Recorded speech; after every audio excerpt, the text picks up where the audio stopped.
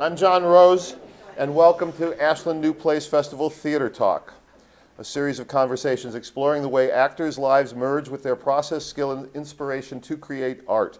Our intent in this series is to provide audiences with a window into the art and the craft of acting as practiced by exceptionally talented people. A couple of announcements. First, please turn off all your cell phones. Second, I want to remind you of the next couple of readings, the last two readings at the Ashland New Plays Festival across the street.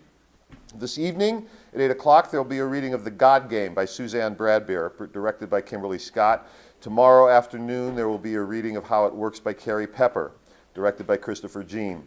Both readings take place, as I said, at the Unitarian Center. If you haven't completed one of the Theater Talk surveys at a previous Theater Talk conversation, please take a minute to do so before you leave, and just leave it with anybody who seems to have anything to do with what we're doing up here. Also, I do want to ask this audience, because I know a lot of you have been at the others. If you enjoy this series and are interested in seeing more Theater Talk as part of the festival, or as something that the festival would present, please email me. And my email is at the website. It's john@ashlandnewplays.org. And finally, tonight, I want to give a great thanks to our generous sponsors, Linda and Rick Young, who are here today. Please stand up. Please.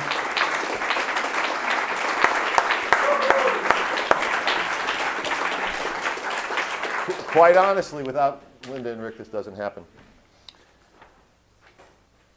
Our guest this afternoon is currently in his 6th season as a member of the acting company at the Oregon Shakespeare Festival, where his roles have included Antipholus of Ephesus in The Comedy of Errors, Cupid in Paradise Lost, Lancelot Gobbo in The Merchant of Venice, Truffaldino in The Servant of Two Masters, George Novak in She Loves Me, and Ferdinand, King of Navarre in Love's Labour's Lost.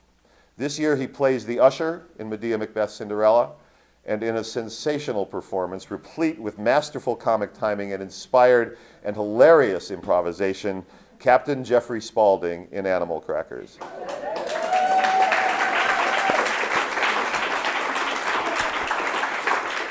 He is a graduate of the University of California at Irvine. Please join me in welcoming Mr. Mark Bedard.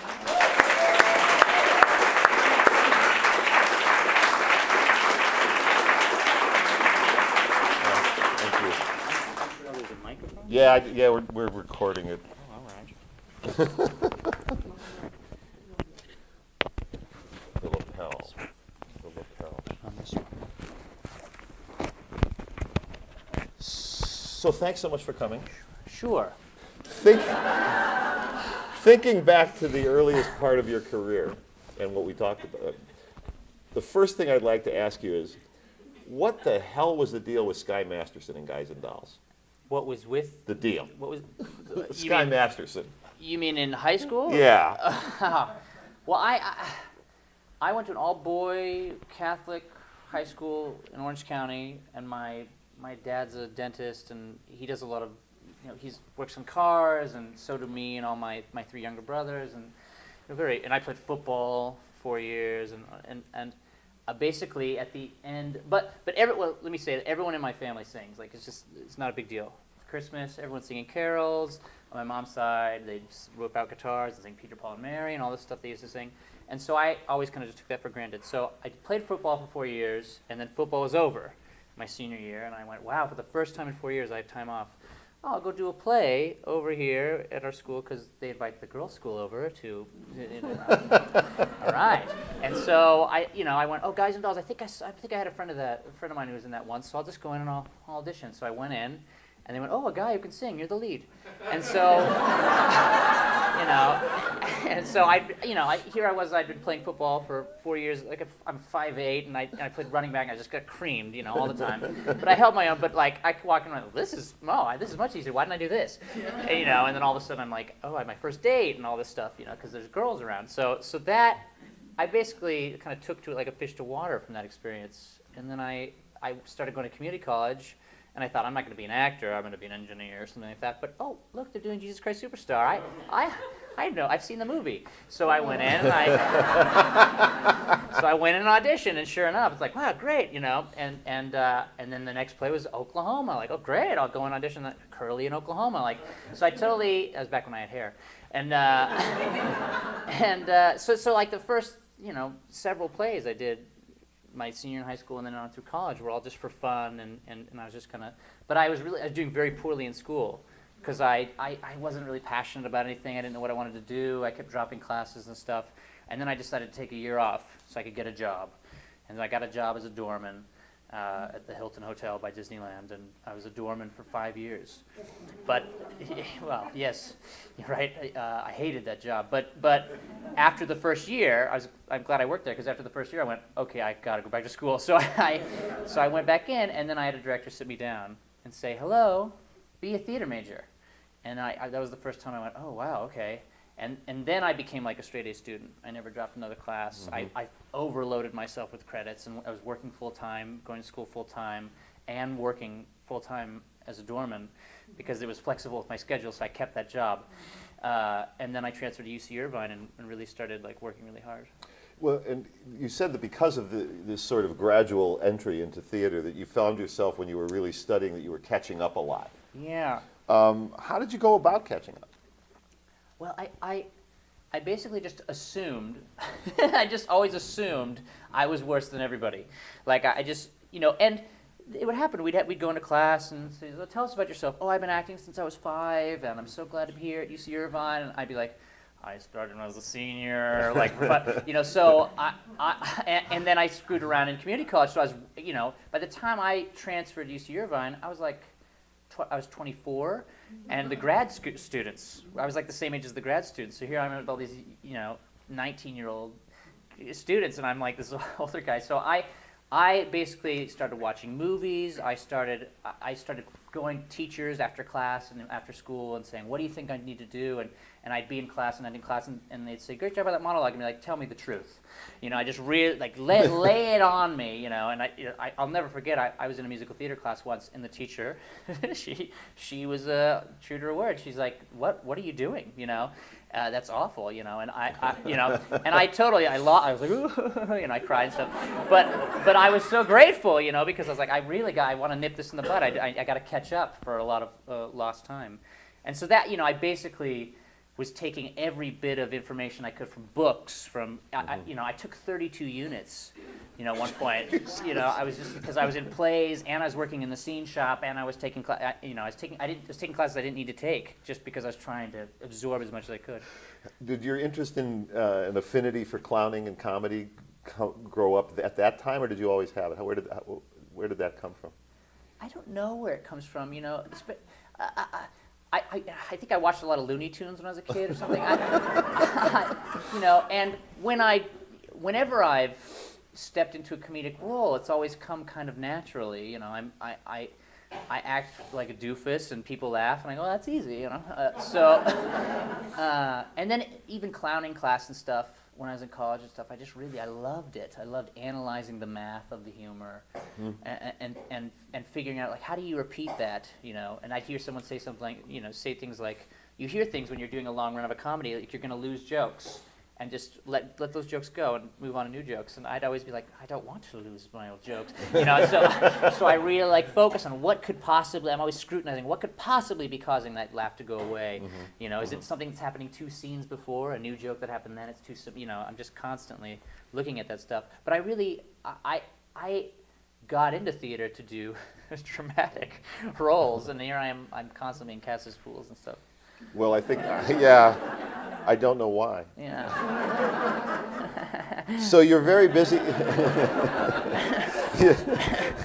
You're very, very busy at this point, and then something happened and you met Bill Rauch. Yes, so I basically, it's my senior year at Irvine, and I finally, I think my last 2 quarters, they do a quarter system there. The last 2 quarters, I said, okay, I'm going to quit my job, and I'm going to load on even more credits.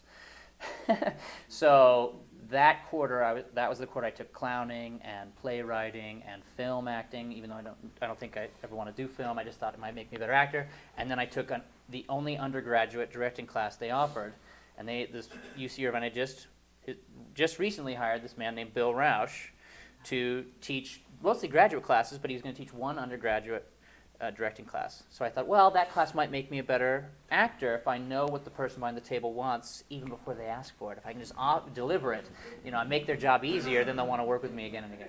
So I take this class, and we basically have to act in each other's scenes. So he says, okay, we're going to do a doll's house, or a doll house, which we called it in class.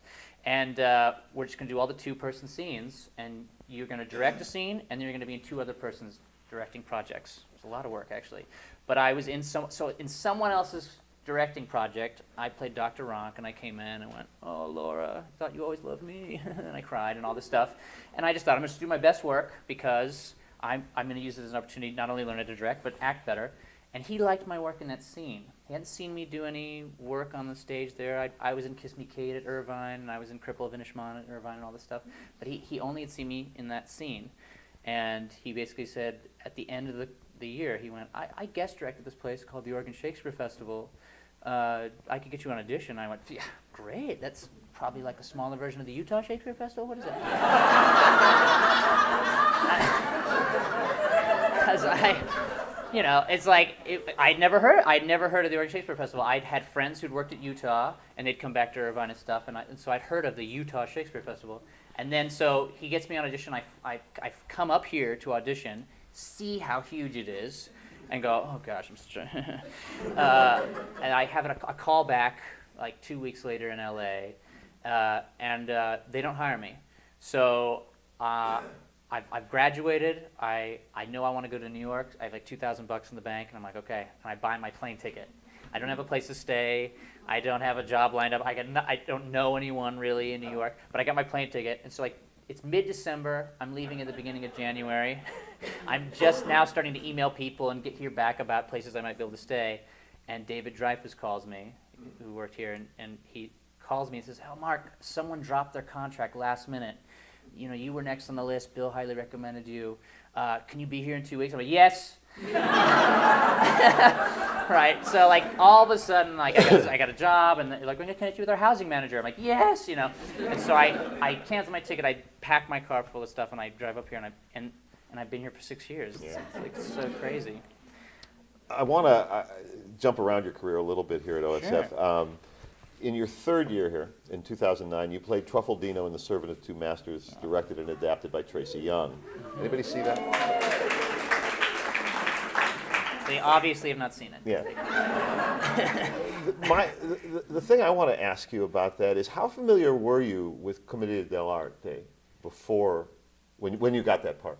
I was not. I had done I did a mask class. The clowning class I'd taken at Irvine was half clowning, the first half of the class, and then the next half was mask. But it wasn't focused in any way on Commedia dell'arte. So I didn't really know anything about Commedia dell'arte. So we did a workshop, thankfully, the season before, near the end of the season, like a week long or something like that, so we could learn about. I'm trying to remember the guy they brought in. He was brilliant. What is his name? I'm friends with him on Facebook. He came in and he basically said, this is how Truffaldino historically moved. This is why he moved that way. This is how the character thinks. This is the way the comedy of that character works. This is how Dottore works. This is how Pantalone works.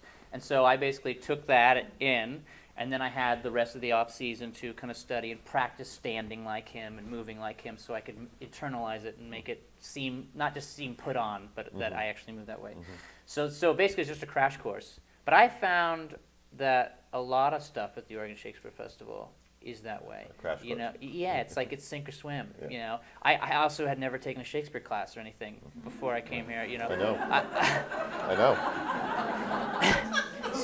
So I came in, and my first speaking role was Biondello in Taming the Shrew, and I was really like, okay, I gotta, and as a non-equity actor, you really go, okay, after 2 years, they might take 3 of us, they might take none of us. Yeah. So the most they can do, so I really was like, I gotta prove myself, I gotta really, and so a lot of the stuff here at the festival, they'll be like, here's a new role that you've never played before, and you're going to be playing it for however long. The contracts are really long here, so you really have an incentive to study up. Well, you said to me, though, that you found that you took to Shakespeare's language, that it wasn't as difficult as you imagined it, I think. Yeah, my only exposure to Shakespeare in college was just doing scenes or I did a couple of Shakespeare plays, but I never took a class or anything like that. And it's very intimidating when you first start. Like, okay, I don't know any of this stuff. But once you start, I'll never forget. I saw the balcony scene. Another couple of students do a balcony scene in a class, and I went, oh, it's so accessible. I'd only ever read it in high school. That's how we teach kids to hate Shakespeare. We teach it to them in high school. And so, in college, I'm watching the scene, going, oh. I totally understand this, and then I kind of started doing my own research, looking at it, and looking up words and stuff, and going, oh, I can make that make sense. So I kind of, and at my community college, the program was super small. It was just starting out, not a lot of people. So when they said we're going to do Hamlet, and I went and I studied, came in, and I got Hamlet. Like my first role was Hamlet in college. It's like I'm sure I was awful, but that was my, I really dove in. So coming here, I kind of just applied the same techniques that I learned in college. You were trained for OSF without even knowing it. Yeah. Well, and I also, my favorite actors are actors who really transform. They can do anything. Like they do, we usually use movie actors as references, but like a movie actor who normally does dramatic parts and then they step into some comedic role and they do an amazing job. And you go, I didn't know they could do that. So I was always like, if I'm going to train myself, I want to train myself to be like that, to do anything. And then here I am at like one of the only rotating repertory theaters in the country where that's kind of like, it's very helpful actually. Yeah, clearly. Tracy Young did the adaptation as well as directed that. What advantages were there in the fact that she had both written or adapted the script you were working with as well as directing it? It was interesting because we got to really look at bits and look at lines. And Servant was the first time I really started, I didn't want to ad-lib. It was just written into the script, like Truffaldino goes into the audience and does some brilliant dialogue. Like, what?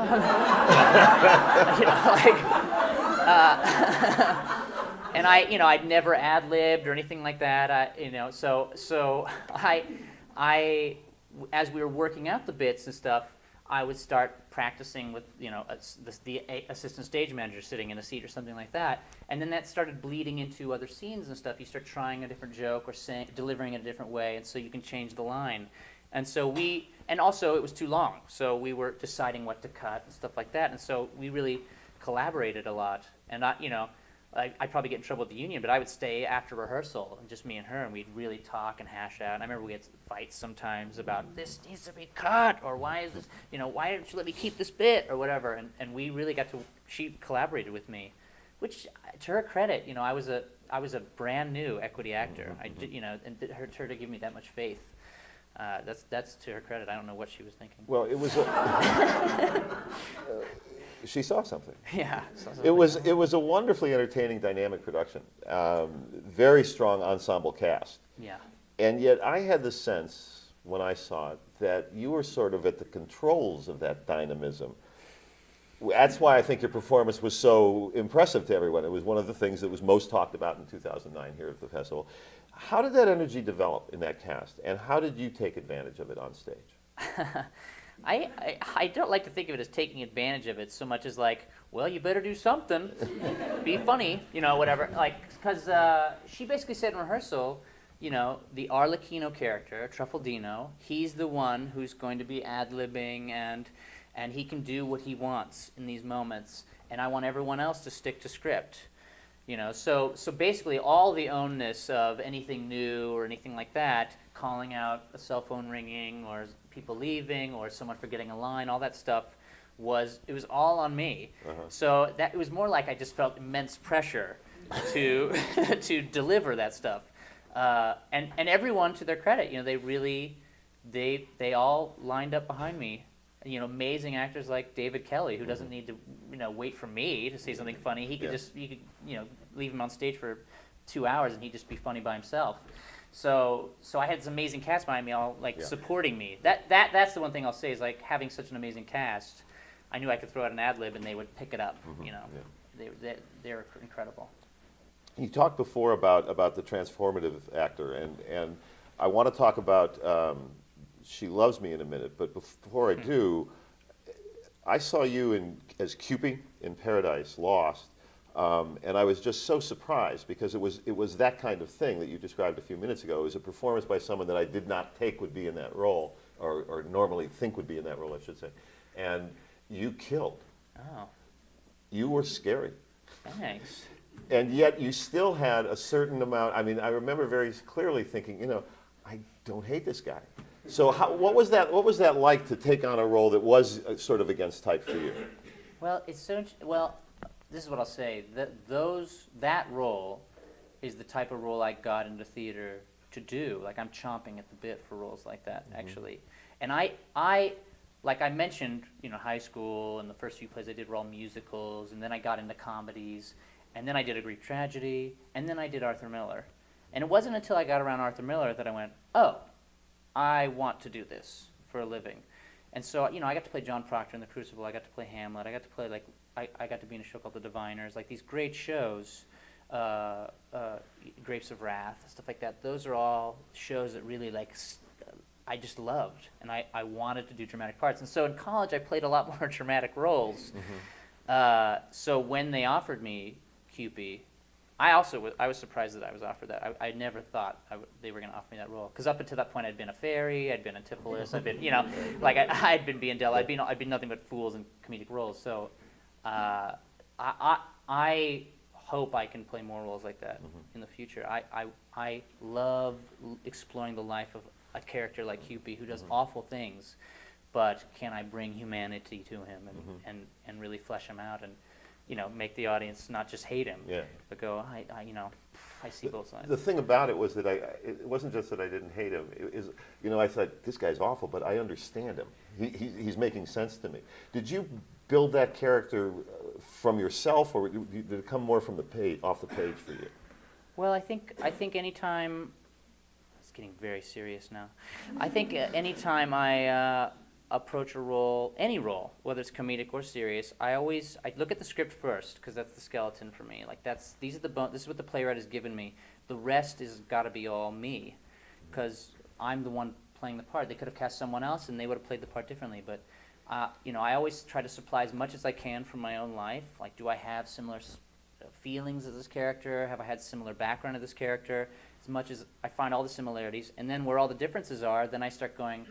I try to play, instead of bringing the character to me, I try to go, okay, what if I had been raised that way? What if I was a taxi cab driver and my, you know, friend was, you know, everyone loved my friend and no one loved me, or whatever. You know, I start trying to make it all like, what if? It's the big what if.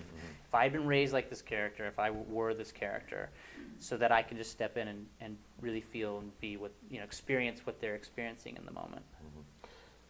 So in 2010, you played George in She Loves Me. Yes.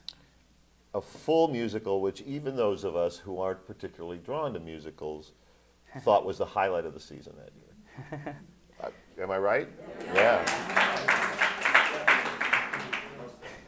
From your point of view, what made that production so good?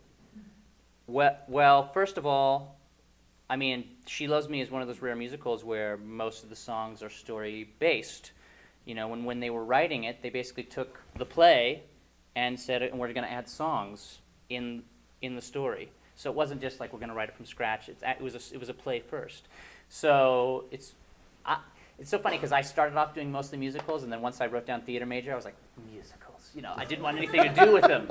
You know, and then I remember when they announced the musical for 2010. When it was in 2009, I was like, I'm not interested. And then, but then I read it and stuff and went, oh, like this is actually a well-written love story musical. Like I could actually get behind this. So I auditioned for it and stuff like that. So I think the first thing is the script. That musical is particularly good. It's one of the better written musicals. There's not just superfluous songs. There's only maybe like a couple, but even then, it's like a lot of them have to do with the story. And then I think the cast was really strong, and we were kind of all on the same page. Like we are actors from the Oregon Shakespeare Festival. This is the second musical we're doing. We're not musical theater actors. We like to tell stories. We like to do Shakespeare. And Shakespeare has these big soliloquies, and oftentimes we will look at them and say, how can I break this down and make there a lot of storytelling moments and beats in this soliloquy so it's not this long, similar thing. And then you look at a song, and a musical will go, how can I take this song? And so we end up applying a lot of the similar techniques to approaching it. So I think we all were like, let's take this story musical and really mine the story as much as we can. Is there any way in which there's a different way you approach a musical role than a dramatic role? I try not to. I really try not to prejudge a play before I go into it. I mean, I will like Servant, super silly. Animal Crackers are super silly. Paradise Lost was, the opposite of silly. It's like, this is a contemporary, dramatic, well, not contemporary, but it's about Americana and it's very much realism.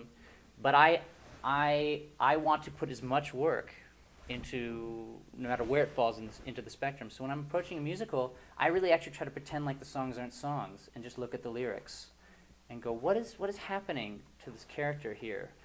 I do this scene and I move through it this way and I have these discoveries, and then the song happens and I just toss aside the music and go, and how does it keep going all the way to the end? And I chart it, and then oftentimes we'll start singing the song and go, oh, the music's in my way. If anything, the song isn't fitting my choices.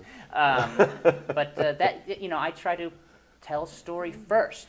The song, people all musicals get away with murder because if they're singing and dancing, people are like, loved it, And so to me, I'm like, that's going to happen no matter what. People are going to love this. If the song is written beautifully, it's written beautifully. It's just like Shakespeare. If Shakespeare is written poetically, I don't need to focus on making it sound poetical. I need to tell the audience what I'm saying. I need to convey the meaning. The poetry's already there. It's already I don't need to focus on that at all. And that's the same way I look at songs. Like, it's a song. It's going to be beautiful or pretty or dark or whatever, the way they've written it. I need to tell the story of it. Last year you were the king. No, I think probably why my singing is so good. I knew there was another line. If you give me enough time, I'll come up with something. Last year you were the king of Navarre Yeah. in Love's Labor's Lost, and again it was a pretty remarkable ensemble cast. Yeah. What I wanted to ask about that is I'm wondering if there's something that you particularly relish working with large ensembles, as you did in Servant, She Loves Me, this year in Animal Crackers and Medea, Macbeth, Cinderella. Something I relish about working with the rest Yeah, of are the you cast. drawn to that more than smaller plays? I don't know. I don't know if I'm drawn to bigger casts more than I am a smaller cast or anything like that.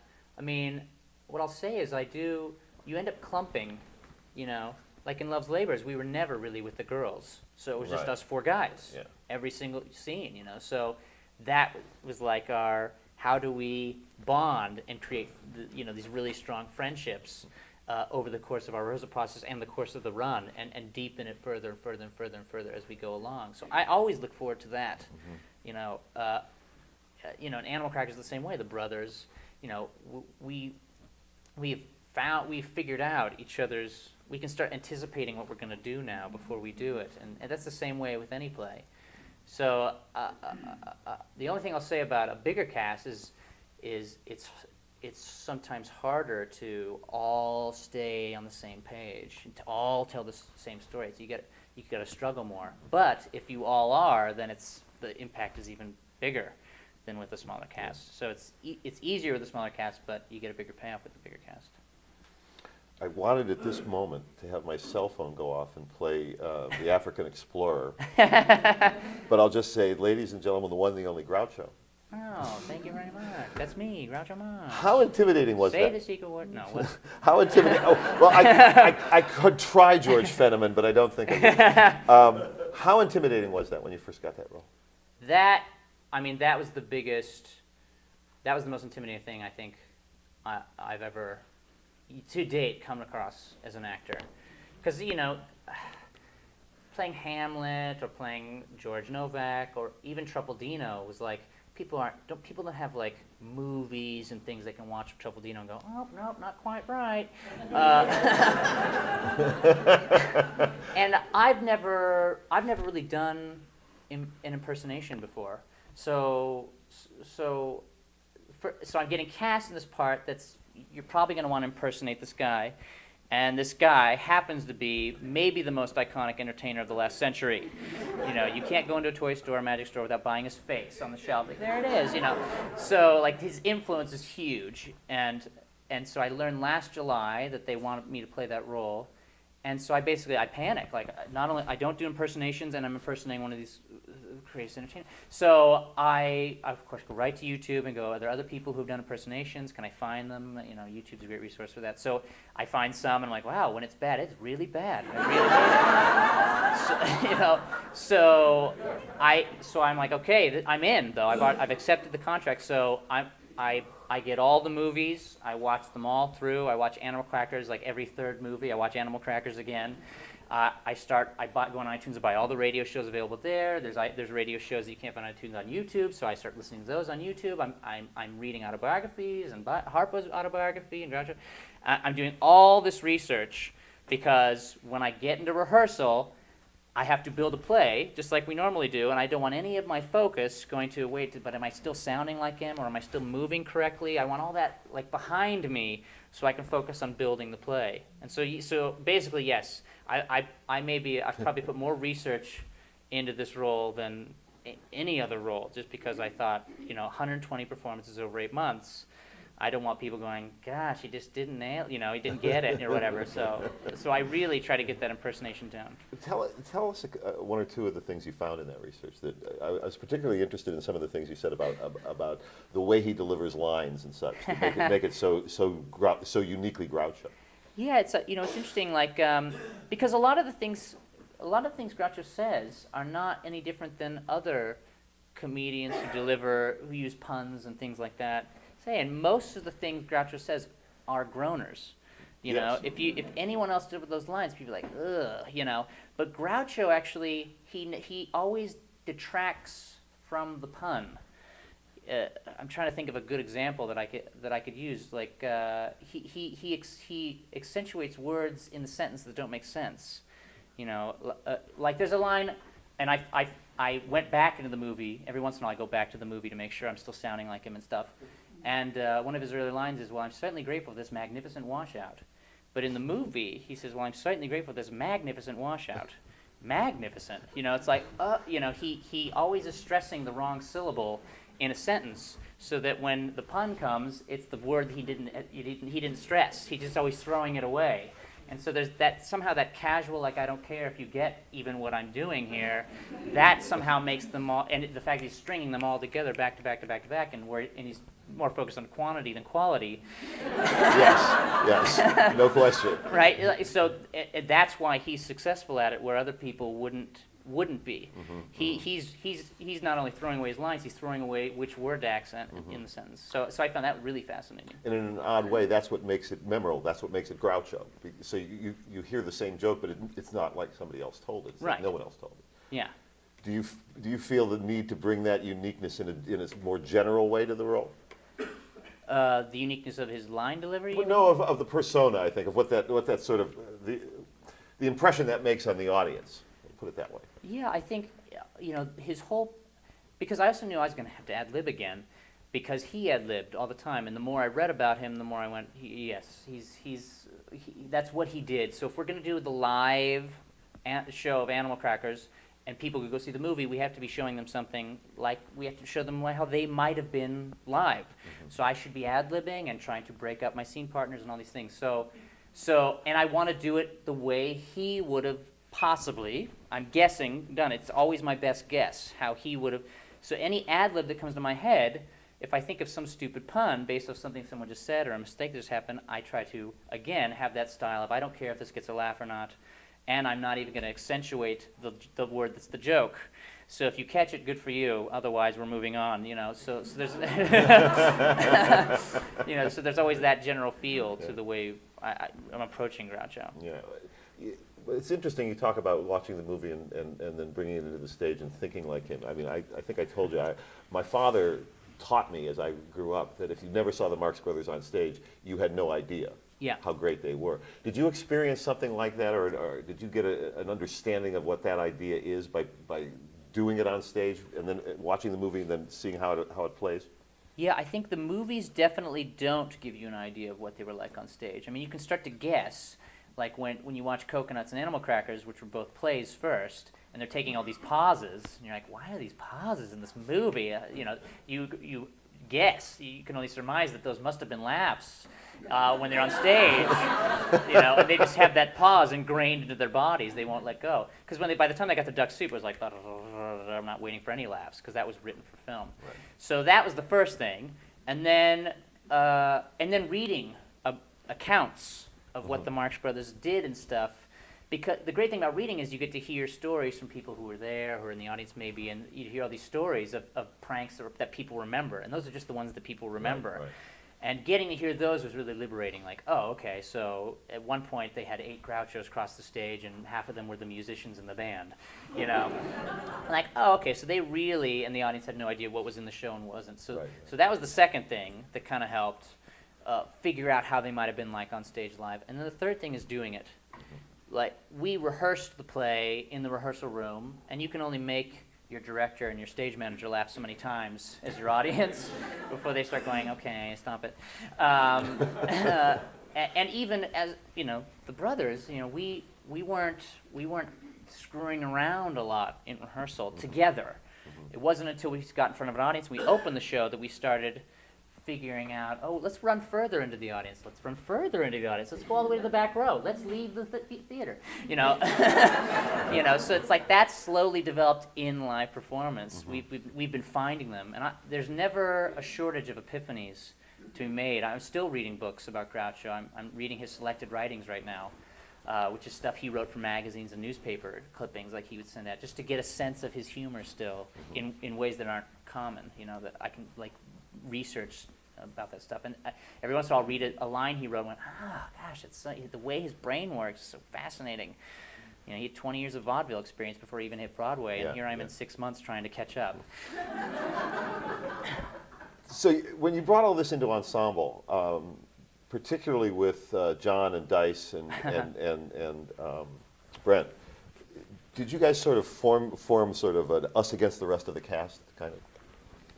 Yeah, I think the director kind of helped form that, actually, because she was, to her credit, she's the only director I've ever had who never set any boundaries. It's like the first thing you do as an actor, especially in a role like this, is you go in and go, okay, I'm going to be mischievous. I'm going to act like Groucho. I'm going to do my impersonation. I'm going to figure out what I'm allowed to do and what not. So I'm just going to screw around, and then she'll tell me no, and she'll kind of rein me in. And she just never did.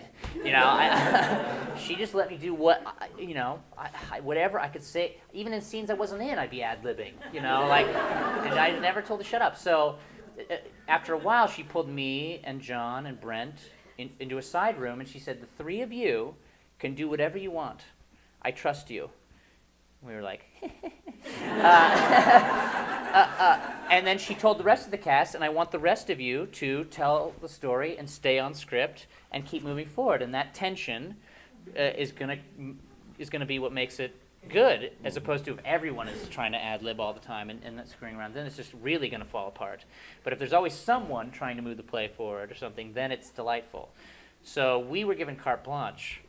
And and I think the cast, because that was set up front, there's no hard feelings. Right. Most of the time. Which brings up my next question. Why does Kate Mulligan call you the most evil man in the world?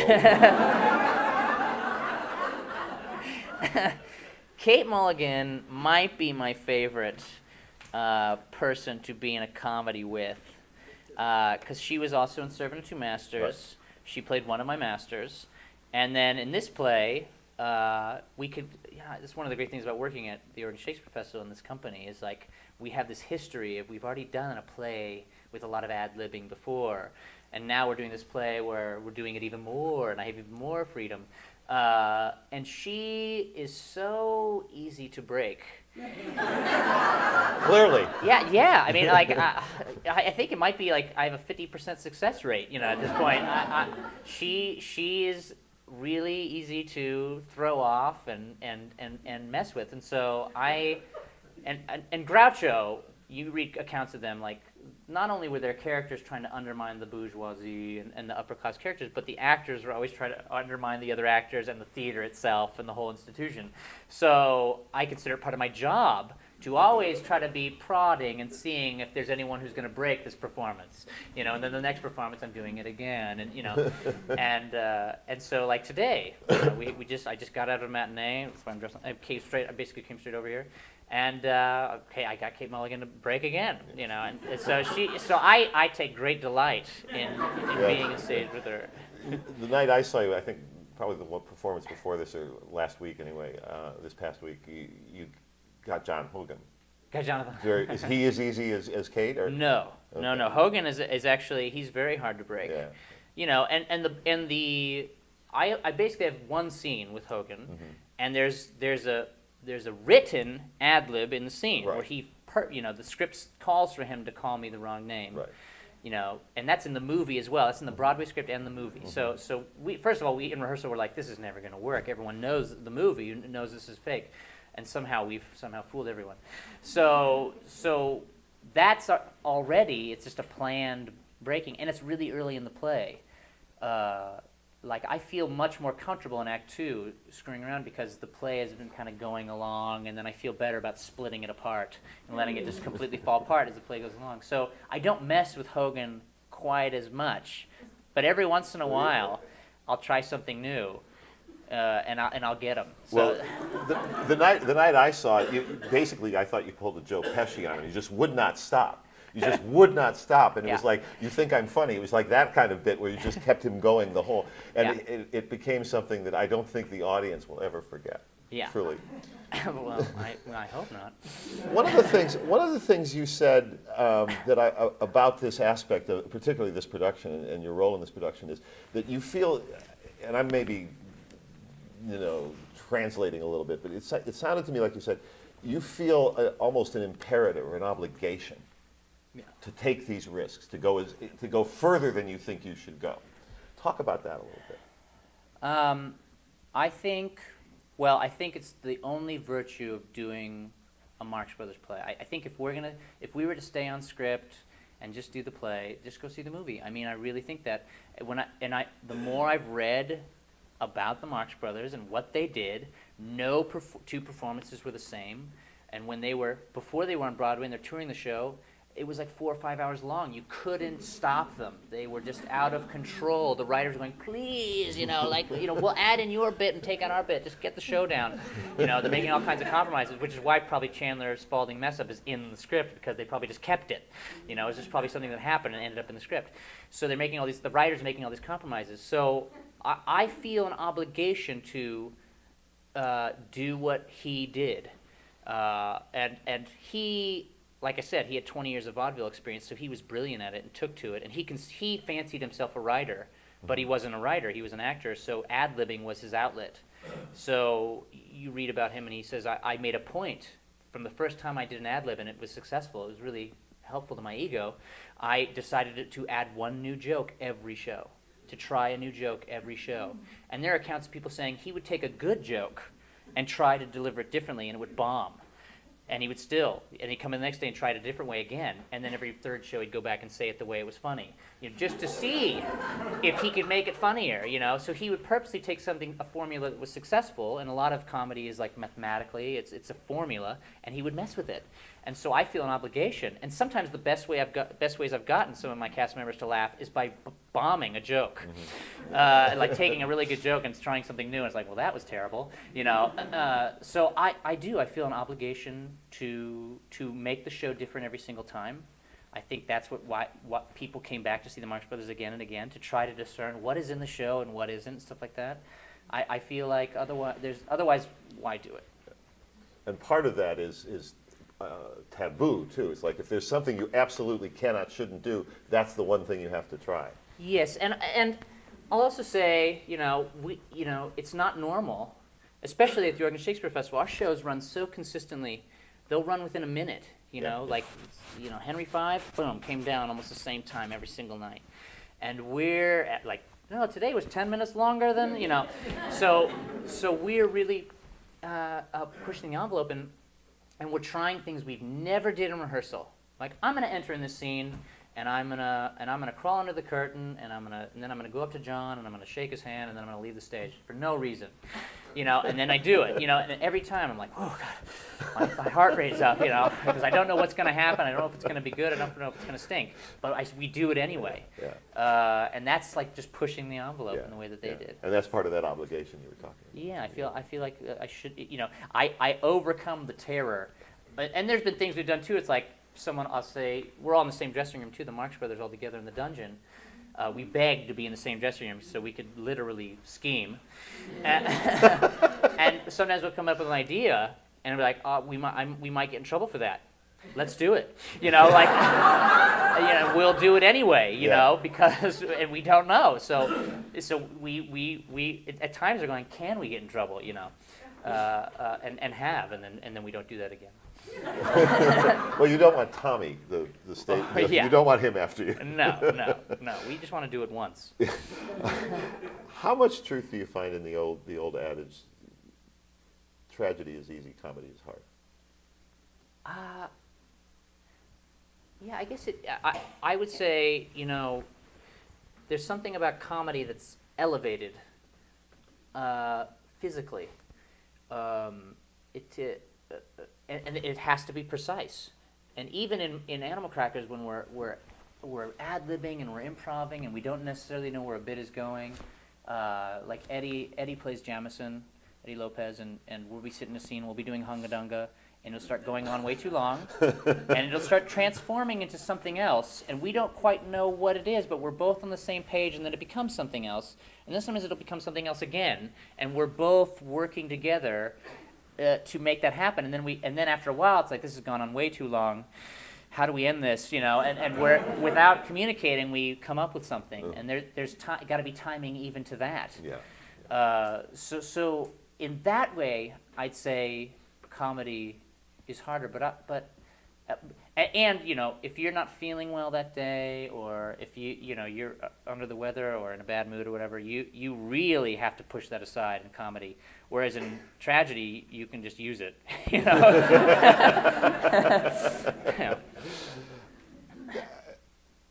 I have to ask you, just out of my own curiosity, yours is the only role in Medea, Macbeth, Cinderella that doesn't have to cope with those layers of confusion that's produced by staging 3 works concomitantly on the stage. Does this give you, what perspective on that production does that afford you? Well, first of all, I disagree with you, but I do not have to deal with whatever, what perspective does it give me? Well, I can say the one thing I'm glad about playing the role I'm playing in Medea, Macbeth, Cinderella is that I actually get to watch any moment in any one of the plays anytime I want, because I'm allowed to look at the other plays, even if I'm playing Macbeth's Porter. Mm-hmm. I can look at what's happening in Medea and look what's happening in Cinderella and take it in as the usher, because I'm both at the same time. So in that way, I'm grateful. But I still actually have to deal with Medea's cue line about killing her kids. Is my cue line to talk about, here comes a couple of guys to tell you this news, Macbeth.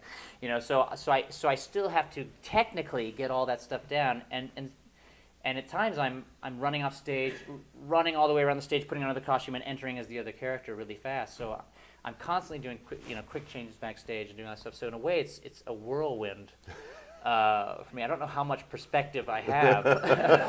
It's very odd to be like, the times I get to relax are when I'm on stage, because I can sometimes just stand and be the character and not be running around doing a costume change or something like that. Fix the light. Yeah. Next year, you're going to be playing Vladimir in Waiting for Godot at the Marin Theater Company in Mill Valley. Yes. Why were you interested in that part? I wasn't. How do I frame it? I don't want it to sound like I didn't want to do it. I didn't seek out that part. Okay. Is what I'll say. I basically went to Bill this year and said, look, I've been here 6 years. You brought me here right out of college. I have no real acting profession experience. if you want to be in real actor, you have to have flipped burgers at some point, right? I've never been a waiter or anything. So I told Bill, this is the place you want to end up as an actor. You want to land here and be like, I made it. I'm in this regional theater. I can work 10-month contracts. I've made it. And I landed here right out of college. I walked in going, where is this place? And there are people like David Kelly who auditioned for like 9 years to get in. And I just got lucky, and a month after I auditioned, they announced the new artistic director was Bill Rausch. It's like, well, that's lucky. So what I told Bill this year was, look, I want to, while I still have some energy, I don't want to leave, but I think I should. So I'm going to take a year or two, maybe, or who knows how long off. I will always want to come back, but I want to go out and see what it's like to be an actor out in the real world. So when Marin Theater said, "Hey, we're doing Waiting for Godot," I said, "I'd love to. It'd be nice to have a job right after, right, to transition me out rather than just being immediately unemployed." So they offered me Vladimir, and I've never seen the play, and Really? and I'm just now starting to read it a lot and get familiar with the play.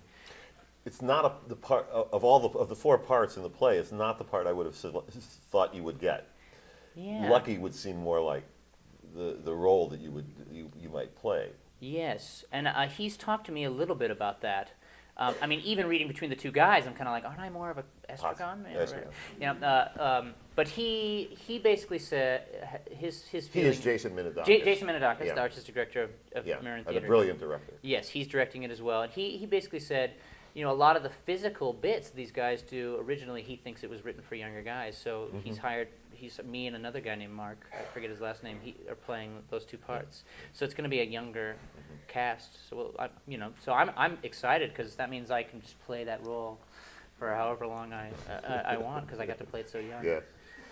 So when you and I first spoke, you told me that you were not familiar with James Lipton's program inside the Actors Studio, and I did tell you that I would be asking you the Pivot questionnaire from Bernard Pivot's program, L'Apostrophe. So Mark, please tell us, what is your favorite word? I did prepare I thought you did. for these. John Tufts thought you would too. Yeah. Well, thankfully, John came into the matinee today and went, have you looked up these words? I was not prepared. And I went, oh, thank you for reminding me. So I looked them up. So my favorite word, I don't have one that I just normally use on a day-to-day basis or that I consider, but I looked up a word that's kind of meaningful to me right now. And I think inordinary is probably the word I'd say. One of the things I've learned the most from theater is that being ordinary is well, first of all, being ordinary is boring. It's one of the first things I learned about creating your characters, in acting class and in stage and stuff, like be inordinary. And then in my own life, I was much more shy than I am now, and I still kind of am. I actually speak better in front of groups of people than I do like one-on-one with people. But I was much worse, and I just kind of let go a lot of that stuff, the fear of what people think and stuff like that, and just kind of embrace being inordinary. That's my word. That's my word of the day. What is your least favorite word? My least favorite word is it's a curse word. It's a-hole. I hate that word. I hate that word. I just hate it. I just hate that word. It's so descriptive.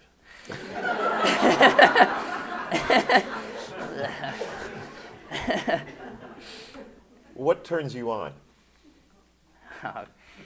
Did I say I prepared for this? I'd say the thing that turns me on, I'm turned on when a female is smarter and more talented than I am, which leaves it wide open. No, but I really am. That explains, who I'm gonna get married to. What turns you off? Let's see. I did prepare. I'd say like vulgarity, actually.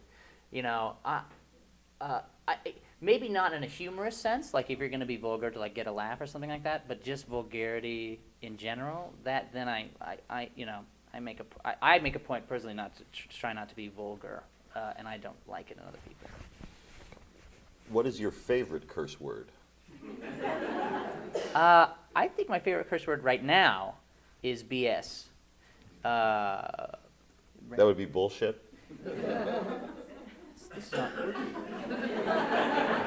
I'm just clarifying. yes, and Jon Stewart's been using it a lot lately, and Yeah. I'm a big fan of his. So that was. What sound or noise do you love? Do I love? Yes. I don't. I love ambient noise. I'll sleep with a fan on, even if it's cold. Just to have that hum. I mean, I could get really corny and be like, audience laughter, or something like that. But but yeah, it's like I like a drone or a hum, sound of my own voice, something like that. What sound or noise do you hate? The one sound. This is very specific. The one sound I hate more than nails on a chalkboard is when someone bites their fork. When they take a bite and they shink, I will. Thank you. I will leave the table. I can't deal with that. I just hate it. It's worse.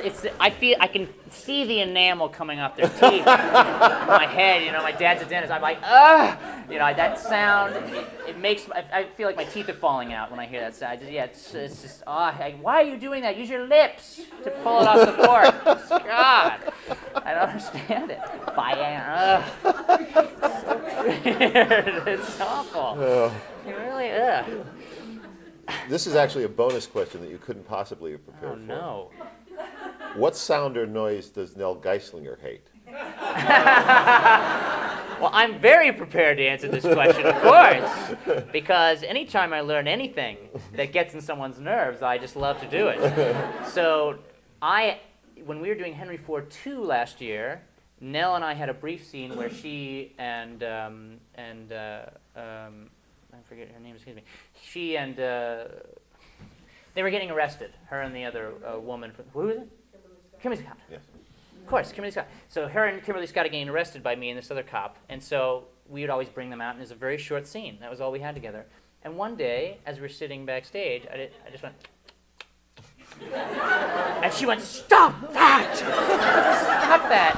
And I went, you don't like that?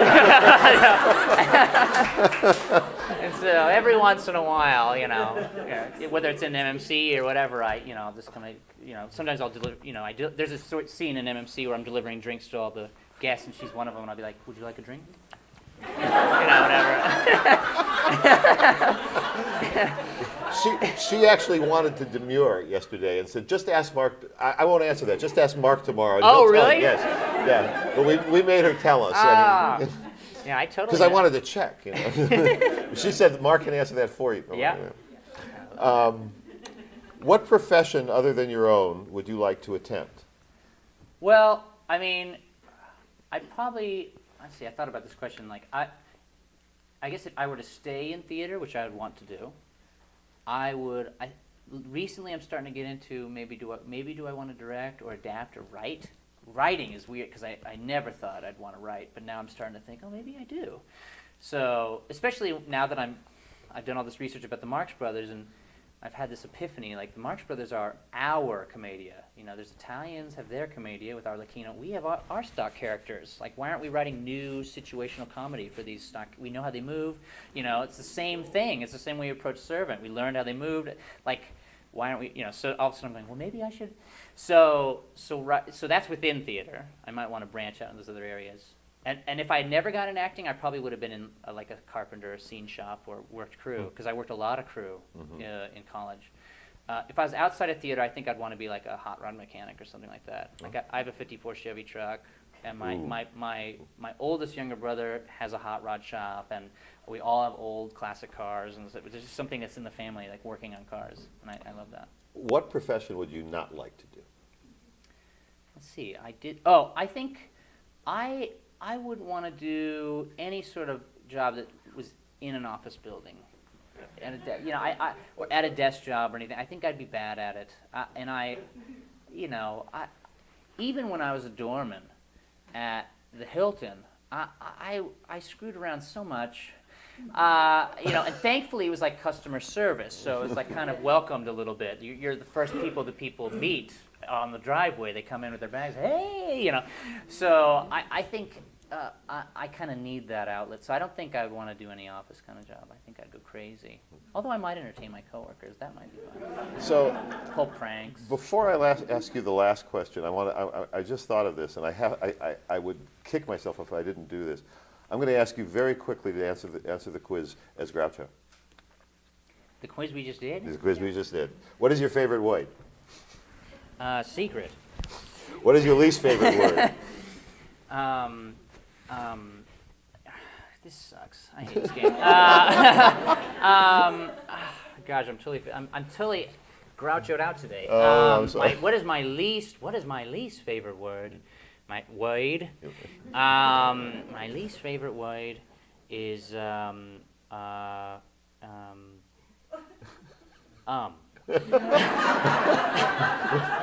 That's fine. What turns you on? I like a big woman with lots of money. What turns you off? Small women with no money. What is your favorite curse word? My favorite curse word. See, Groucho was never vulgar I know. with that kind of stuff. So I think he probably would have answered the question realistically. I think he'd probably say, I hate the F word, I hate all those curse words, I never use them. I think you can be funny without being vulgar. These new comedians today, you see them. They go up there and I think I saw an interview where he did that, something like that. Reading it. What sound or noise do you love? I love the sound. There's an answer to that, but I can't use it. What sound or noise do you hate? I think I hate the sound. I hate the sound of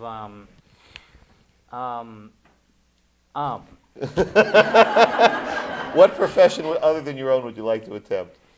Millionaire. And what profession would you not like to do? Millionaire. And finally, as Mark Bedard, Mark, if heaven exists and there is a higher power, what would you like God to say when you arrive at the pearly gates? Let's see. If I arrived at the pearly gates, I think I'd want him to say, sorry, you're not on the list. Ladies and gentlemen, Mr. Mark Bedard. Thank you. Oh no, you got 15 more minutes. 15 more minutes? Yeah, we got questions. Oh, questions. Oh, great. What do I do here? Yeah. So I left as much time as I could. You're not on the list, but I love your work, so come on in. Questions for Mark today? Yeah, the back, please. I run a theater program at a student. Uh-huh. So I'm wondering what you would say to some of my students about succeeding in making the transition from a two-year school to a four-year school, about getting into such a good program, and what you were there, what did you do to succeed in that environment? Well, what worked for me, which I didn't realize my first year at Irvine. When I first got to Irvine, they basically said, this is an undergraduate program, but we do have a master program, and all the good roles will go to the master students. We're just going to be upfront with you about that. And hundreds of you in the undergrad program will just fight for what's left in the main stage season. And so I went, well, forget that, and I went back to my community college in between, which I might actually even recommend. And I played Hamlet, and I played Sky Masterson again, and all these roles. And then my senior year, I went, okay, I haven't met anyone because I haven't done any plays, so I'm going to audition. And what never occurred to me was all these undergrads had been fighting for the scraps all 4 years. So even the seniors had like nothing on the resume. But I had Hamlet and John Proctor and all these roles.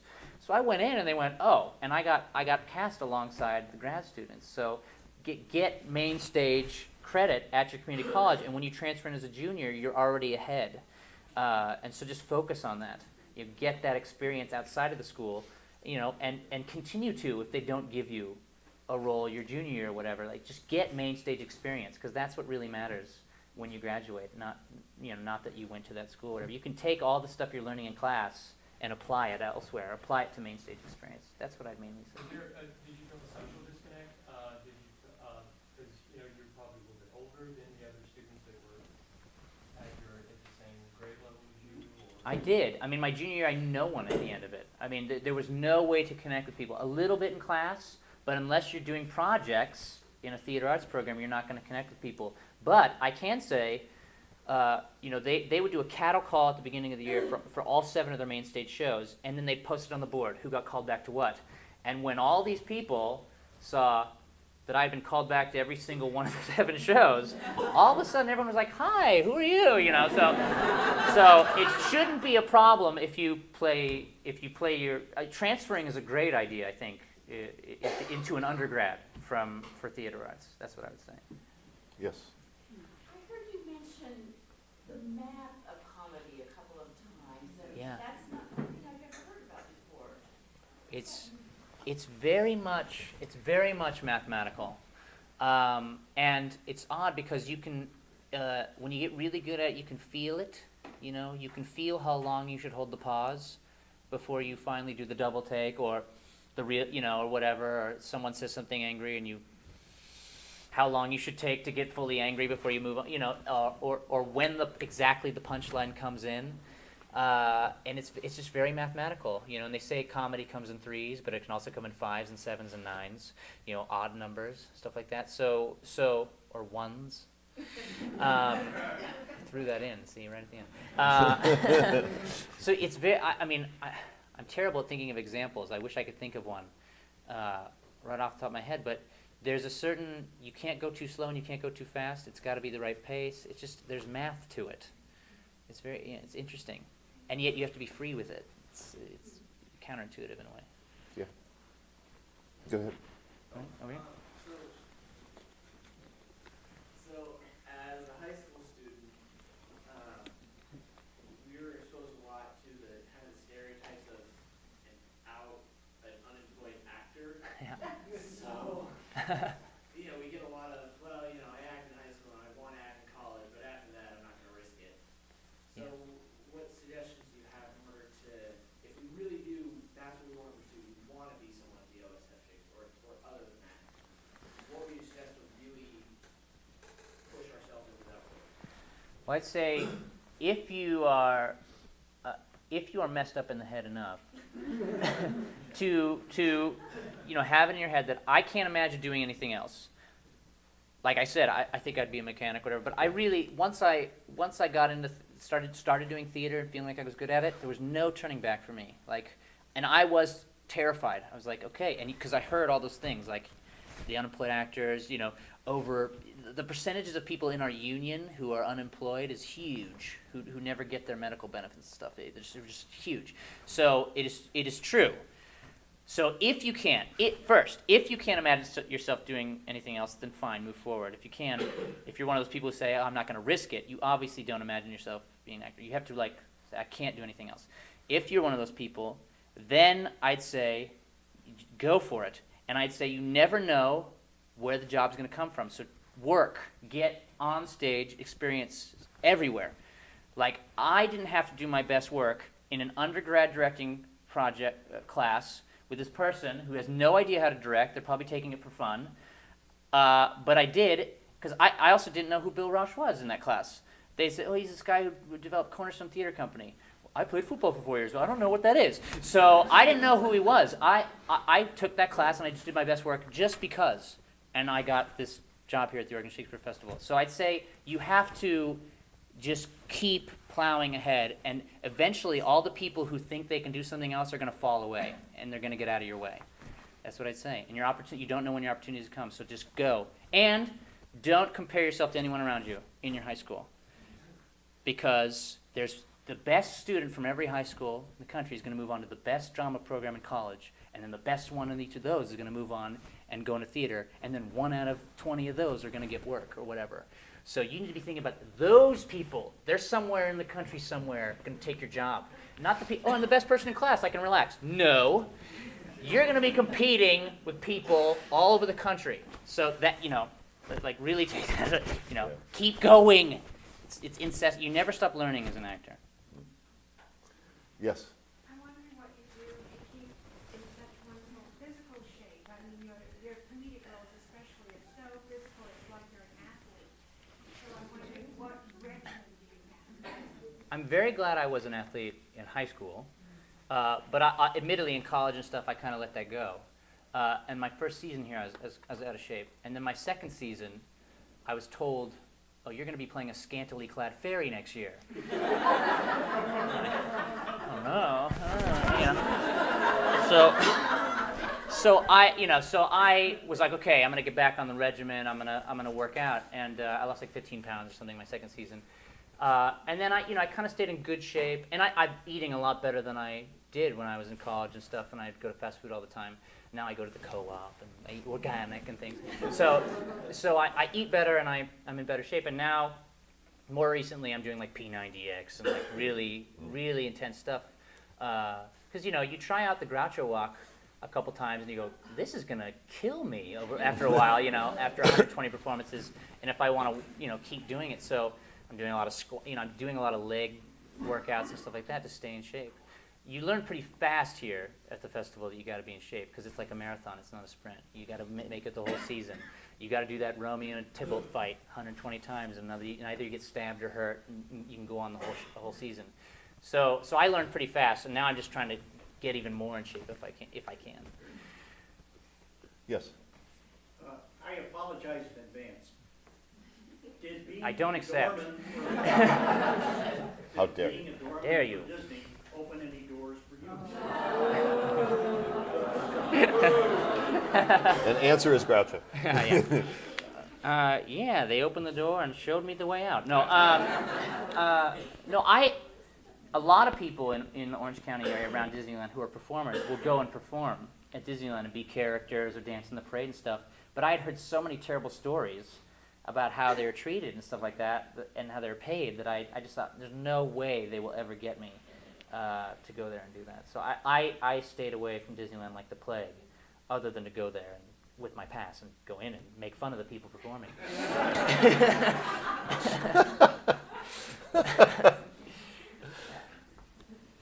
Other questions? Yes, Greg.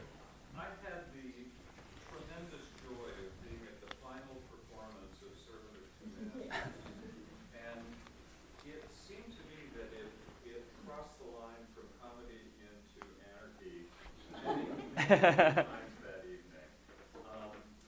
In particular, there was the bit where you said, people, don't you know that when you come to the theater, you're supposed to bring a sandwich? And this cascade of sandwiches from the audience onto the stage, because so many people had seen it before and had plotted it. Yeah. You started picking them up and flinging them. And then they kept coming back down and going back and then over your head to the other side of the audience. And there was a moment where it felt like, oh my God, they have lost control of this. And it took a long time to get it back. Yeah. How scary was that? It actually wasn't, believe it or not, wasn't scary at all. I mean, there was a couple times, here's what I'll say. I learned a lot in Servant, and Servant was the first time I started ad-libbing, and when things did get out of control, I really panicked. And you can ask one of the guys on stage crew at the festival, his name is Kyle, and he would always be there for my first entrance. He'd help me get on my bag and stuff before my first entrance, where I'd talk to the audience member and stuff. And every time I was like, oh God, I feel ill. I'm gonna throw up. Every time I don't know what's gonna happen. Why did they do this to me? You did this. No. And so I was learning over time, and I'd get more comfortable. But then every once in a while, something would happen that I didn't have control of. What happened on closing was basically, I went, this is the last show. So any impulse I've ever had that I've squashed, I can't get in trouble for this time. And anything I've ever wanted to do, I should just do. It was very liberating. And so there had been a show early on in the run where I learned not to say to the audience, well, just toss it to me. Because it was like 5 shows in or something, someone had brought a candy or something. I said, toss it to me. And it started raining in, And the crew guys came out with brooms and swept it up because we had a whole show to go on with. And every once in a while, someone would throw something uninvited because they'd heard that's what they're allowed to do. And I wanted to be like, I didn't ask for that.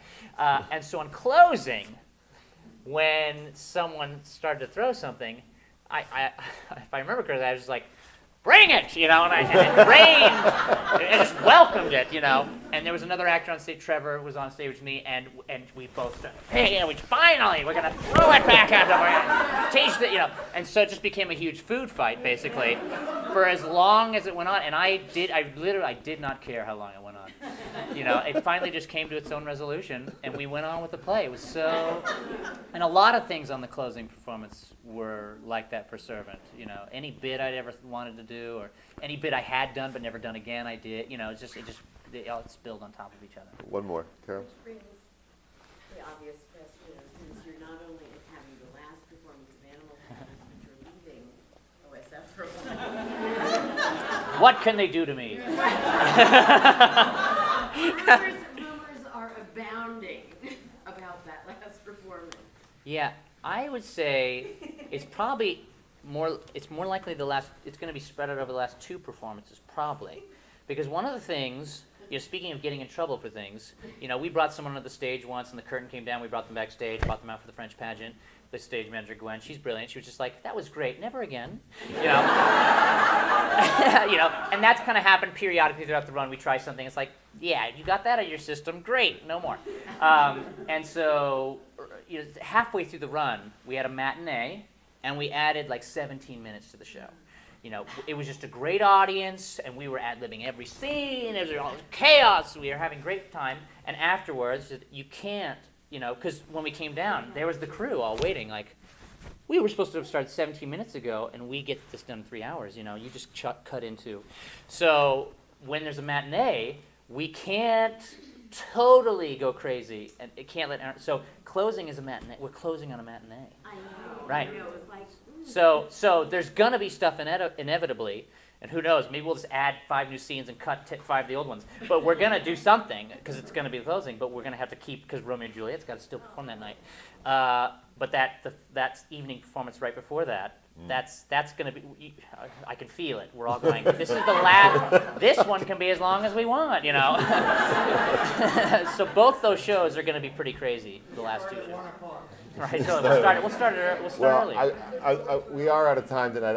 I do want to paraphrase Dick Cavett in closing when he said goodbye to Groucho. He said, "In the whole history of the world, only one person got to be Mark Bedard. You're lucky, and we're lucky."